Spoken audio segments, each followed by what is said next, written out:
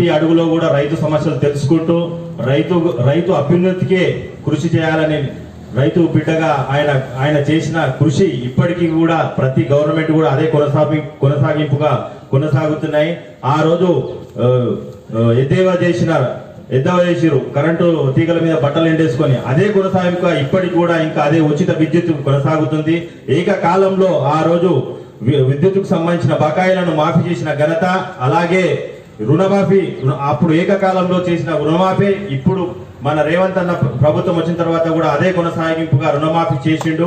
కాకపోతే కొన్ని ఒడిదుడుకులు ఉండొచ్చు, కొన్ని కరెక్షన్స్ ఉండొచ్చు, అవన్నీ సరి చేసుకొని కంపల్సరీ అన్ని వర్గాలకు కూడా సమన్వయం చేసే పార్టీ ఏదైనా ఉందంటే మన కాంగ్రెస్ పార్టీ అని తెలియజేస్తూ, ఈ అవకాశం ఇచ్చిన పెద్దలందరికీ కృతజ్ఞతలు తెలియజేస్తూ, జోహార్ వైఎస్ఆర్, జోహార్ వైఎస్ఆర్.